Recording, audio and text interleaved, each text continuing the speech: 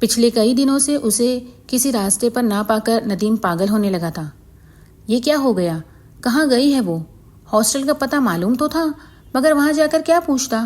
اصلی پوزیشن خراب ہوتی۔ اسی راستے پر نگاہیں دیکھتے دیکھتے سوکھ جاتی۔ بس اسٹاپ پر کھڑے ہو کر بھی کتنی دیر انتظار کیا، مگر وہ نہیں آئی۔ ہو سکتا ہے بیمار ہو، اس نے دل کو بہلایا، مگر اتنے دن کی بیماری؟ دل پھر مچلا تو تھا۔ خاک کر نمل بلڈر چلا۔ چوکیدار سے مریم رضا کے بارے میں پوچھا۔ جی وہ تو ریزائن کر گئی ہیں، چوکیدار نے بتایا۔ اس کے دل کی کیا حالت تھی، کس سے جا کر کہتا؟ بس اب آخری حل یہی تھا کہ ہاسٹل جاتا یا پھر ہاسٹل کے دروازے پر کھڑے ہو کر مجنوں بن کر اس کا انتظار کرتا۔ اس نے کہیں اور جاب کر لی ہوگی، ظاہر ہے جاب کے بغیر وہ کیسے زندہ رہ سکتی ہے۔ دل کو سمجھاتا وہ گمسم سا اپنے راستے پر ہو لیا۔ اسے اپنا دل ایک دم خالی خالی سا محسوس ہونے لگا۔ مریم، مریم، دھیرے سے دل نے پکارا اور وہ چونک گیا۔ اس کا دل مریم کی محبت میں بھیگ رہا تھا۔ تنہا اکیلی لڑکی کتنی بہادری سے اپنوں کے دکھ چھپا کر زندگی کے مورچے پر بیٹھی ہوئی تھی، اور اس کے گھر والے؟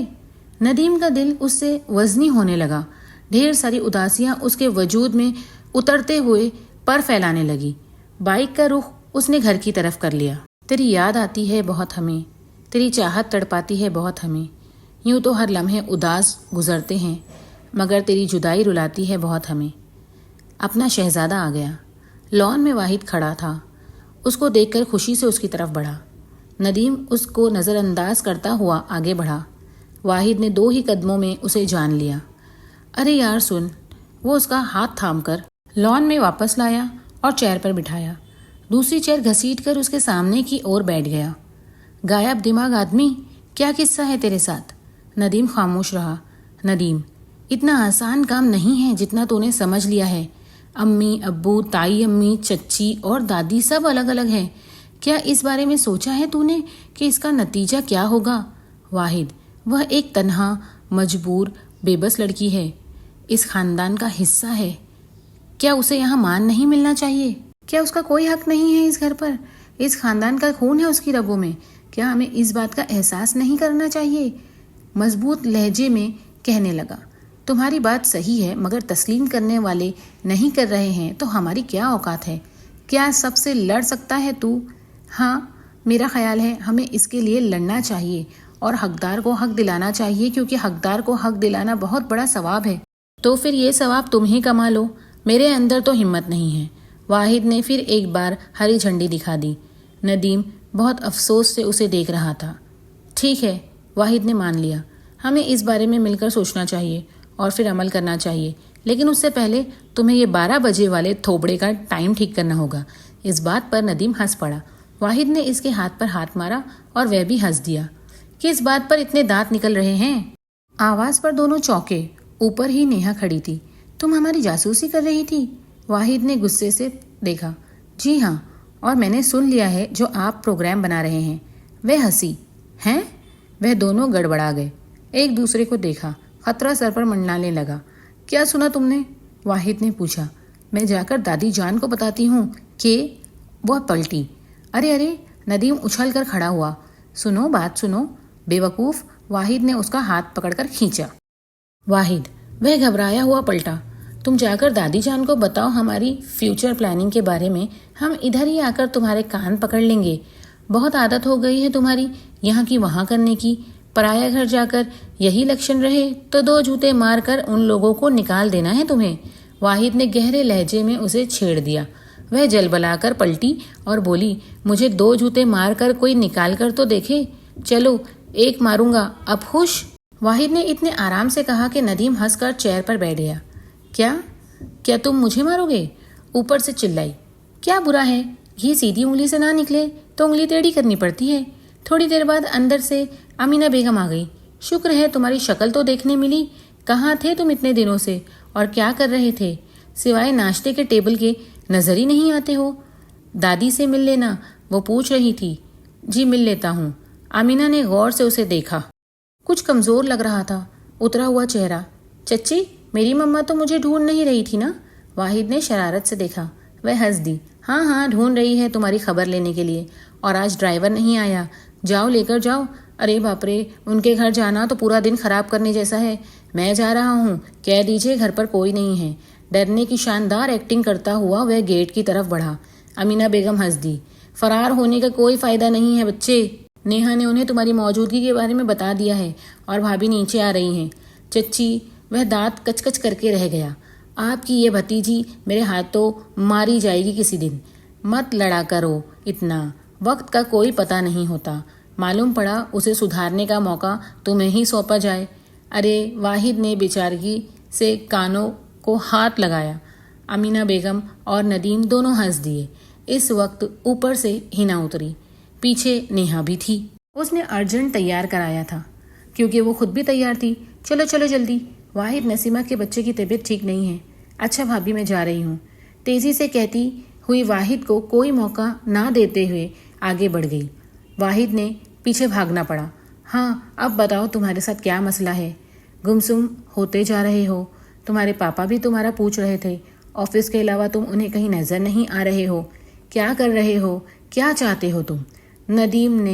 ندیم نے سر اٹھا کر انہیں دیکھا۔ امی میں آپ کو بتا چکا ہوں، جن سب باتوں کا کوئی ہاتھ پیر نہیں ان باتوں کو دہرانے کا کوئی فائدہ نہیں ہوتا ندیم۔ جن کا مسئلہ ہے جب وہی مٹی ڈال چکے ہیں تو ہم کیا دخل دیں؟ سوائے دکھ ملنے کے کیا ملے گا ہمیں؟ اور شاید تمہارے پاپا بھی اس بات کو پسند نہ کریں۔ اپا جان کی سوتن برداشت نہ کیا تو بیٹی کو کہاں سے کریں گے؟ جوان تھا اس لیے اسے پیار سے ہی سمجھایا جا سکتا تھا۔ وہ ایک کمزور لڑکی ہے، ہاسٹل میں رہتی ہے، اپنا خرچہ خود اٹھانے کے لیے جاب کرتی ہے۔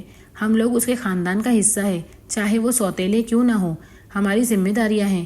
تایا جان ڈر گئے تھے اور انہیں ایسے ہی چھوڑ دیا۔ خدا تو دیکھ رہا ہے نا، کہاں انصاف اور کہاں ناانصافی ہو رہی ہے۔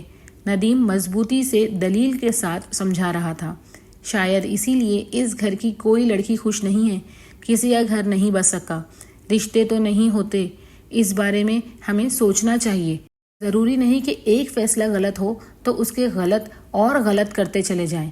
ندیم انہیں سمجھا رہا تھا۔ ہاں، اس بارے میں انہوں نے سوچا ہی نہیں تھا۔ پریشانیاں اور دکھ اس پورے گھر کو گھیرے ہوئے تھی۔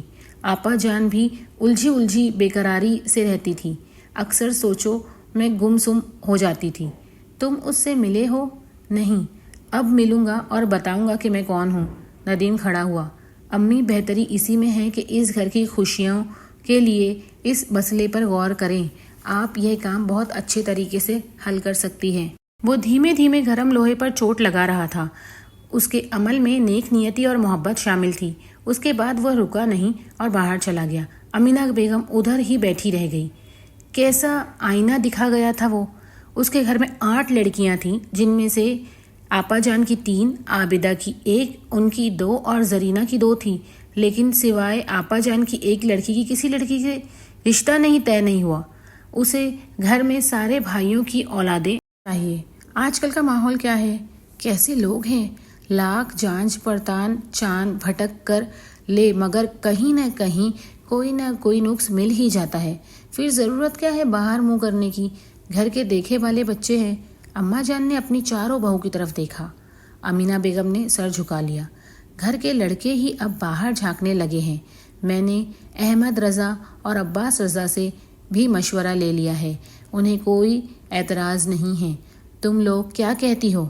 انہوں نے بڑی بہو میمونہ کی طرف دیکھا، جو چاہتی ہی یہی تھی کہ راحیلہ اور چھوٹی زرینہ خاندان میں ہی دی جائے۔ ہاں، شائستہ کے بارے میں سوچا جا سکتا تھا کیونکہ اس کے جوڑ کا خاندان میں نہیں تھا۔ فی الحال میں 3 رشتہ طے کر رہی ہوں۔ راحیلہ کے لیے فاطمہ تمہارا بیٹا واسق، نیہا اور واحد، اور امینہ تمہاری بیٹی ہنا کے لیے میں نے میمونہ کے عامر کو منتخب کیا ہے۔ ان کے چہرے پر چمک تھی۔ امینہ بیگم نے رکی ہوئی سانس خارج کیا۔ شکر کہ اس میں ندیم کا نام نہیں تھا، ورنہ انہیں ہول اٹھنے لگے تھے۔ امی جان، ہمیں بچوں کی رائے بھی لینا چاہیے، آخر زندگی انہیں گزارنی ہے۔ میمونہ، فاطمہ اور نکھت چونک کر انہیں دیکھنے لگی۔